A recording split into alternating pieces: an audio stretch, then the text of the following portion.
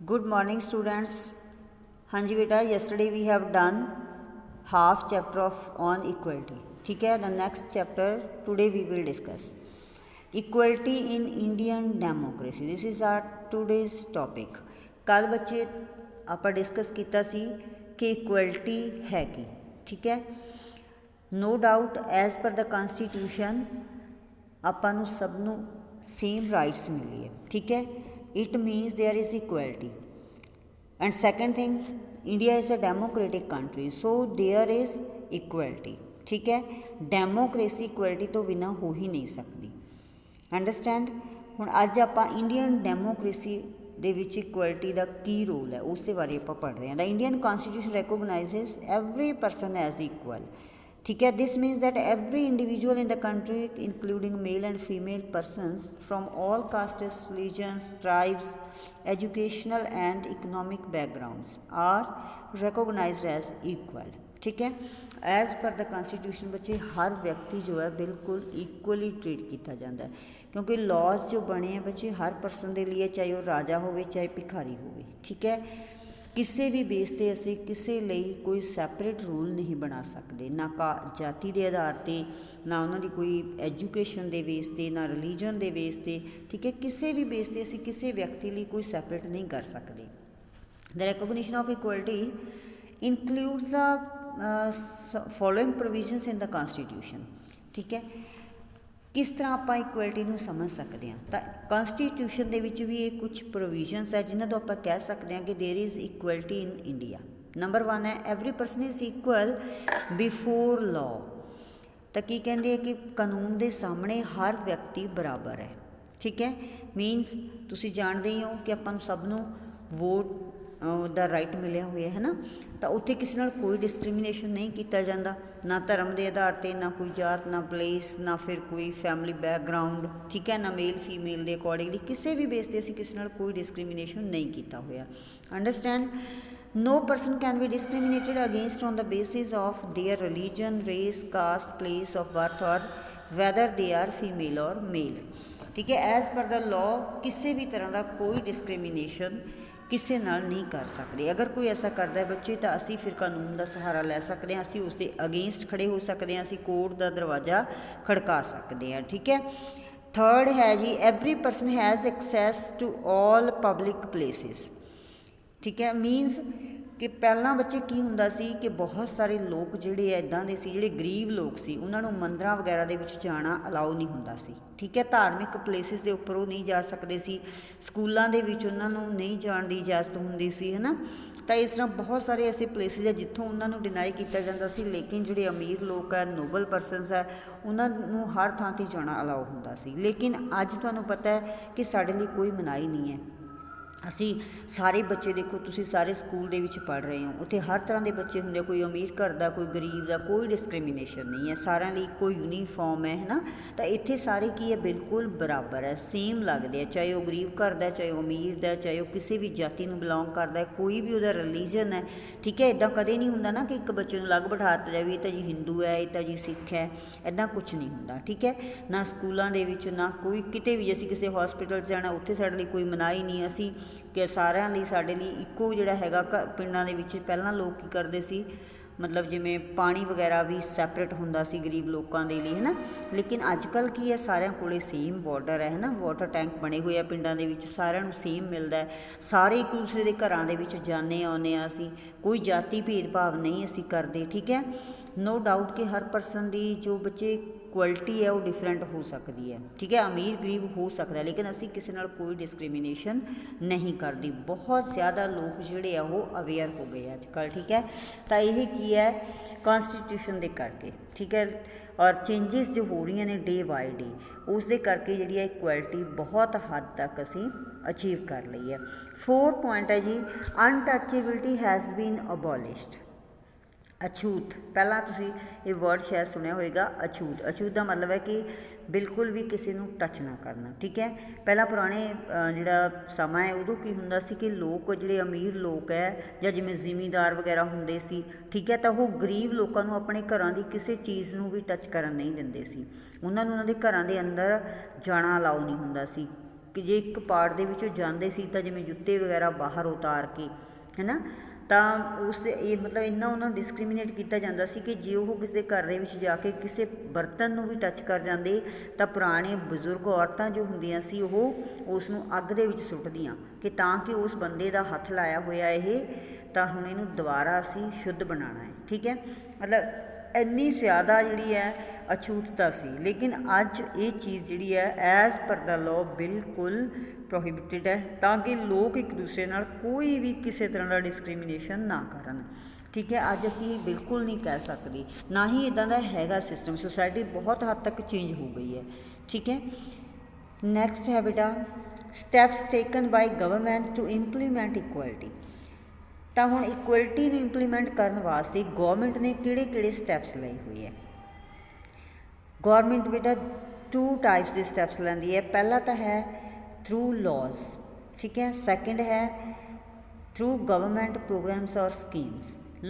As per law ਆਪਾਂ ਪਹਿਲਾਂ ਹੀ discuss ਕਰ ਚੁੱਕੇ ਹਾਂ ਕਿ ਕਾਨੂੰਨ ਦੇ ਆਧਾਰ 'ਤੇ ਕਿਸੇ ਨਾਲ ਕੋਈ ਵਿਤਕਰਾ ਨਹੀਂ ਕੀਤਾ ਜਾਂਦਾ। ਠੀਕ ਹੈ, ਜਿਵੇਂ ਕਿ ਤੁਹਾਨੂੰ ਪਤਾ ਹੈ vote to right universal adult franchise ਹੈ ਸਾਡੇ ਕੰਟਰੀ ਦੇ ਵਿੱਚ, ਸਭ ਨੂੰ ਸੇਮ ਇੱਕੋ ਹੀ ਵੋਟ ਦਾ ਅਧਿਕਾਰ ਹੈ। ਜਿਹਦੀ ਵੀ ਏਜ 18 ਈਅਰਸ ਦੀ ਹੋਊਗੀ ਉਸਨੂੰ ਵੋਟ ਦਾ ਰਾਈਟ ਹੈ। ਠੀਕ ਹੈ, ਸਾਡੇ 6 ਫੰਡਾਮੈਂਟਲ ਰਾਈਟਸ ਨੇ, ਹੋਰ ਵੀ ਕਿੰਨੇ ਰਾਈਟਸ ਨੇ ਬੱਚੇ, ਕੋਈ ਇਹੋ ਜਿਹਾ ਰਾਈਟ ਨਹੀਂ ਹੈ ਜਿਹੜਾ ਕਿ ਕਿਸੇ ਸਪੈਸ਼ਲ ਲੋਕਾਂ ਲਈ ਅਲੱਗ ਰੂਲ ਬਣੇ ਹੋਣ ਜਾਂ ਫਿਰ ਕਿਸੇ ਹੋਰ ਲਈ ਅਲੱਗ ਰੂਲ ਬਣੇ ਹੋਣ। ਠੀਕ ਹੈ, ਜੋ ਵੀ ਲਾਜ਼ ਬਣੇ ਆ ਬੱਚੇ ਸਭ ਦੇ ਲਈ ਇਕੁਅਲ ਹੈ। ਐਜ਼ ਪਰ ਦਾ ਲਾਅ ਮਤਲਬ ਕਾਨੂੰਨ ਦੇ ਆਧਾਰ 'ਤੇ ਹਰ ਕੋਈ ਬਰਾਬਰ ਹੈ। ਠੀਕ ਹੈ, ਸੈਕਿੰਡ ਹੈ ਥਰੂ ਗਵਰਨਮੈਂਟ ਪ੍ਰੋਗਰਾਮਸ ਔਰ ਸਕੀਮਸ। ਬੱਚੇ ਬਹੁਤ ਸਾਰੀਆਂ ਇੱਦਾਂ ਦੀਆਂ ਸਕੀਮਸ ਚਲਾਈਆਂ ਗਈਆਂ ਗੌਰਮੈਂਟ ਵੱਲੋਂ ਤਾਂ ਕਿ ਜਿਹੜੇ ਲੋਕ ਹੈ ਉਹਨਾਂ ਦੇ ਵਿੱਚ ਇਕੁਐਲਿਟੀ ਲਿਆਂਦੀ ਜਾ ਸਕੇ। ਕੁਛ ਹੱਦ ਤੱਕ ਲੋਕਾਂ ਦਾ ਜਿਹੜਾ ਇਕਨੋਮਿਕਲ ਸਟੇਟਸ ਹੈ ਉਸ ਨੂੰ ਵੀ ਇੰਪਰੂਵ ਕੀਤਾ ਜਾ ਸਕੇ। ਠੀਕ ਹੈ, ਜਿਹੜੇ ਗਰੀਬ ਬੱਚੇ ਹੈ, ਜੇ ਕੋਈ ਇੰਨਾ ਗਰੀਬ ਹੈ ਕਿ ਖਾਣਾ ਵਗੈਰਾ ਪ੍ਰੋਪਰ ਨਹੀਂ ਖਾ ਸਕਦੇ ਤਾਂ ਉਹਨਾਂ ਦੇ ਲਈ ਵੀ ਗੌਰਮੈਂਟ ਨੇ, ਜਿਵੇਂ ਤੁਹਾਨੂੰ ਪਤਾ ਸਕੂਲਾਂ ਦੇ ਵਿੱਚ ਵੀ ਮਿਡ ਡੇ ਮੀਲ ਚਲਾਇਆ ਹੋਇਆ। ਠੀਕ ਹੈ, ਇਹ ਵੀ ਉਹਨਾਂ ਪ੍ਰੋਗਰਾਮਸ ਦੇ ਵਿੱਚੋਂ ਇੱਕ ਹੈ। ਠੀਕ ਹੈ, ਇਸ ਤਰ੍ਹਾਂ ਦੇ ਹੋਰ ਵੀ ਬਹੁਤ ਸਾਰੇ ਪ੍ਰੋਗਰਾਮਸ ਬੱਚੇ ਚਲਾਏ ਜਾ ਰਹੇ ਆ, ਬਹੁਤ ਸਕੀਮਾਂ ਚਲਾਈਆਂ ਜਾਂਦੀਆਂ, ਕੋਈ ਲੋਨ ਵਗੈਰਾ ਦੇਣੇ, ਜਿਵੇਂ ਤੁਹਾਨੂੰ ਪਤਾ ਕਾਨੂੰਨ ਦੇ ਆਧਾਰ 'ਤੇ ਲੋਕਾਂ ਨੂੰ ਰਿਜ਼ਰਵੇਸ਼ਨ ਦਿੱਤੀ ਜਾ ਰਹੀ ਹੈ, ਹੈ ਨਾ, ਸੀਟਸ ਰਿਜ਼ਰਵੇਸ਼ਨ ਹੈਗੀ ਆ।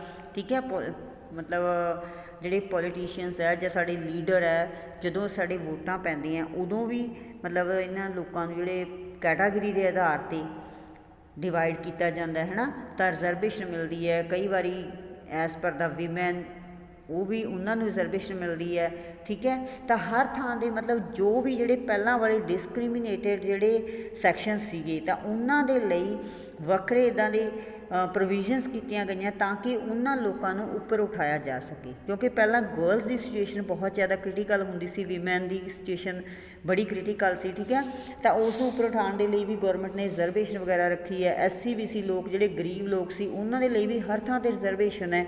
ਤਾਂ ਇਹ ਸਾਰੇ ਹੋਰ ਵੀ ਇੱਦਾਂ ਦੇ ਬਹੁਤ ਸਾਰੇ ਸਕੀਮਾਂ ਨੇ ਜਿਹੜੀਆਂ ਕਿ ਸਪੈਸ਼ਲ ਲੋਕਾਂ ਨੂੰ ਮਿਲਦੀਆਂ ਨੇ ਤਾਂ ਕਿ ਉਹਨਾਂ ਨੂੰ ਹਰ ਪੱਖ ਤੋਂ ਉੱਪਰ ਉਠਾਇਆ ਜਾ ਸਕੇ, ਉਹਨਾਂ ਦੀ ਡਿਵੈਲਪਮੈਂਟ ਅੱਛੀ ਤਰ੍ਹਾਂ ਹੋ ਸਕੇ। ਠੀਕ ਹੈ, ਨੈਕਸਟ ਹੈ ਬੇਟਾ issues of equality in other ਡੈਮੋਕ੍ਰੇਸੀਜ਼।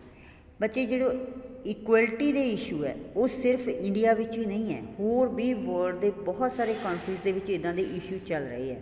ਠੀਕ ਹੈ, ਜਿੱਥੇ ਕਿ ਇਕੁਐਲਿਟੀ ਦੇ ਲਈ ਲੋਕ ਸਟਰਗਲ ਕਰਦੇ ਆ ਰਹੇ ਹੈ। ਠੀਕ ਹੈ, ਸੋ ਨੈਕਸਟ ਆਪਾਂ ਗੱਲ ਕਰਦੇ ਹਾਂ ਇਸਦੀ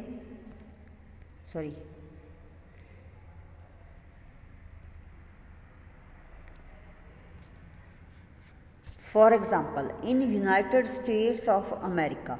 ਬੱਚੇ ਅਮੈਰੀਕਾ ਦਾ ਨਾਮ ਆਪਣੇ ਸੁਣਿਆ ਨਾ, ਤਾਂ ਉੱਥੇ ਵੀ ਇੱਦਾਂ ਦੇ ਇਸ਼ੂਜ਼ ਚੱਲਦੇ ਰਹੇ ਹੈ। ਠੀਕ ਹੈ, ਕਿਹੜਾ ਇਸ਼ੂ ਸੀ ਉੱਥੇ? ਅਫਰੀਕਨ ਅਮੈਰੀਕਨ ਹੂਜ਼ ਐਂਸੈਸਟਰਸ ਵਰ slaves who were brought over from Africa continue to describe their lives today as largely unequal. ਪਹਿਲਾਂ ਬੱਚੇ ਅਫਰੀਕਨ ਐਂਡ ਅਮਰੀਕਨ ਇਹਨਾਂ ਲੋਕਾਂ ਦੇ ਵਿੱਚ ਬਹੁਤ ਜ਼ਿਆਦਾ ਡਿਸਕ੍ਰਿਮੀਨੇਸ਼ਨ ਸੀ। ਤਾਂ ਜਿਹੜੇ ਅਮੈਰੀਕਨ ਲੋਕ ਸੀ ਉਹਨਾਂ ਨੂੰ ਵਾਈਟ ਪੀਪਲ ਕਹਿੰਦੇ ਸੀ ਔਰ ਜਿਹੜੇ ਅਫਰੀਕਨ ਸੀ ਉਹਨਾਂ ਨੂੰ ਬਲੈਕ ਪੀਪਲ ਕਹਿੰਦੇ ਸੀ। ਠੀਕ ਹੈ, ਤਾਂ ਜੋ ਵੀ ਜਿਹੜੇ ਇਹਨਾਂ ਦੇ ਪੂਰਵਜ ਸੀ ਅੱਜ ਸਿਚੁਏਸ਼ਨ ਚਾਹੇ ਬਦਲ ਗਈ ਹੈ, ਲੇਕਿਨ ਪਹਿਲਾਂ ਵਾਲੇ ਲੋਕਾਂ ਨੇ ਬਹੁਤ ਲੰਬਾ ਸਟਰਗਲ ਕੀਤਾ ਹੈ ਅਤੇ ਇਹ ਲੋਕ ਆਪਸ ਵਿੱਚ ਬਹੁਤ ਜ਼ਿਆਦਾ ਡਿਫਰੈਂਸ ਰੱਖਦੇ ਸੀ। ਜਿਹੜੇ ਵਾਈਟ ਪੀਪਲ ਸੀ ਇਹਨਾਂ ਨੂੰ ਬਹੁਤ ਬੁਰੀ ਤਰ੍ਹਾਂ ਟਰੀਟ ਕਰਦੇ ਸੀ। ਈਵਨ ਜਿੱਥੇ ਉਹ ਬੈਠਦੇ ਸੀ ਉਹਨਾਂ ਨੂੰ ਬੈਠਣਾ ਖੜ੍ਹਨਾ ਅਲਾਓ ਨਹੀਂ ਸੀ, ਉਹਨਾਂ ਬੱਸਾਂ ਦੇ ਵਿੱਚ ਚੜ੍ਹਨਾ ਅਲਾਓ ਨਹੀਂ ਸੀ ਜਿਹੜੀਆਂ ਦੇ ਵਿੱਚ ਵਾਈਟ ਪੀਪਲ ਚੜ੍ਹਦੇ ਸੀ। ਠੀਕ ਹੈ, ਉਹਨਾਂ ਨੂੰ ਸੀਟਾਂ ਵਗੈਰਾ 'ਤੇ ਨਹੀਂ ਬੈਠਣ ਦਿੱਤਾ ਜਾਂਦਾ ਸੀ। ਸਕੂਲਾਂ ਦੇ ਵਿੱਚ ਵੀ ਉਹਨਾਂ ਨਾਲ ਬਹੁਤ ਜ਼ਿਆਦਾ ਡਿਸਕ੍ਰਿਮੀਨੇਸ਼ਨ ਸੀ। ਬਹੁਤ ਸਾਰੇ ਸਕੂਲਾਂ ਤੋਂ ਉਹਨਾਂ ਨੂੰ ਵਾਂਝਾ ਕੀਤਾ ਹੋਇਆ ਸੀ ਕਿ ਉੱਥੇ ਉਹ ਜਾ ਹੀ ਨਹੀਂ ਸਕਦੇ ਸੀ। ਠੀਕ ਹੈ, ਜਿਹੜੀ ਇਹ ਅਫਰੀਕਨ ਲੋਕ ਸੀ ਉਹਨਾਂ ਨੂੰ ਮਤਲਬ ਘਟੀਆ ਜਿਹੇ ਸਕੂਲਾਂ ਵਿੱਚ ਪੜ੍ਹਨਾ ਪੈਂਦਾ ਸੀ। ਜਿਹੜੇ ਵਾਈਟ ਪੀਪਲ ਆ ਉਹਨਾਂ ਲਈ ਸੈਪਰੇਟ ਸਕੂਲ ਹੁੰਦੇ ਸੀ। ਮੀਨਸ ਕਿ ਹਰ ਪੁਆਇੰਟ ਆਫ ਵਿਊ ਤੋਂ ਉਹਨਾਂ ਨੂੰ ਇਲ ਟਰੀਟ ਕੀਤਾ ਜਾਂਦਾ ਸੀ। ਓਕੇ, ਤਾਂ ਇਸ ਦੇ ਲਈ ਉਹਨਾਂ ਨੇ ਬੜਾ ਲੰਬਾ ਸਟਰਗਲ ਕੀਤਾ। ਬੱਚੇ 1955 ਦੇ ਵਿੱਚ ਜਾ ਕੇ ਕਿਤੇ ਉੱਥੇ ਜਿਹੜੀ ਹੈ ਸਿਵਲ ਰਾਈਟਸ ਮੂਵਮੈਂਟ ਚੱਲੀ ਸੀ, ਜਿਹਦੇ ਕਰਕੇ ਕਾਫੀ ਹੱਦ ਤੱਕ ਜਿਹੜੀ ਹੈ ਉੱਥੇ ਦੇ ਲੋਕਾਂ ਨੂੰ ਅਚੀਵਮੈਂਟ ਮਿਲੀ ਸੀ, ਤਾਂ ਕਿ ਉਹਨਾਂ ਨੂੰ ਡਿਸਕ੍ਰਿਮੀਨੇਸ਼ਨ ਥੋੜ੍ਹੀ ਘੱਟ ਕੀਤੀ ਜਾ ਸਕੀ। ਠੀਕ ਹੈ, ਇਹ ਸਿਵਲ ਰਾਈਟਸ ਐਕਟ ਦੀ ਗੱਲ ਕਰਦੇ ਹਾਂ ਆਪਾਂ ਬਾਅਦ ਦੇ ਵਿੱਚ। ਪਹਿਲਾਂ ਮੈਂ ਤੁਹਾਨੂੰ ਇੱਕ ਪਿਕਚਰ ਦਿਖਾਉਂਦੀ ਹਾਂ। Look at this picture. Issues of equality in other democracies. ਇਹ ਅਮਰੀਕਨ ਲੋਕਾਂ ਦੀ ਅਮਰੀਕਾ ਦੀ ਇੱਕ ਐਗਜ਼ਾਮਪਲ ਹੈ। ਇੱਕ ਲੇਡੀ ਹੈ ਰੋਜ਼ਾ ਪਾਰਕਸ। ਠੀਕ ਹੈ, ਤਾਂ ਇਹ ਲੇਡੀ ਵੀ ਅਫਰੀਕਨ ਅਮੈਰੀਕਨ ਵੂਮੈਨ ਸੀ, ਜਿਹੜੀ ਕਿ ਡੇਲੀ ਵਰਕ ਕਰਨ ਲਈ ਜਾਂਦੀ ਸੀ, ਲੇਕਿਨ ਜਦੋਂ ਬੱਸ ਦੇ ਵਿੱਚ ਚੜ੍ਹਦੀ ਸੀ ਉਸਨੂੰ ਸੀਟ ਦੇ ਉੱਪਰ ਬੈਠਣ ਨਹੀਂ ਦਿੱਤਾ ਗਿਆ ਸੀ। ਠੀਕ ਹੈ, ਤਾਂ ਇਸ ਨੇ ਉਸ ਦੇ ਅਗੇਂਸਟ ਪ੍ਰੋਟੈਸਟ ਕੀਤਾ, ਆਵਾਜ਼ ਉਠਾਈ। ਠੀਕ ਹੈ, ਇਹ 1 ਦਸੰਬਰ 1955 ਦੀ ਗੱਲ ਹੈ, ਜਦੋਂ ਇਹ ਸਾਰਾ ਕੁਛ ਉੱਥੇ ਚੱਲ ਰਿਹਾ ਸੀ।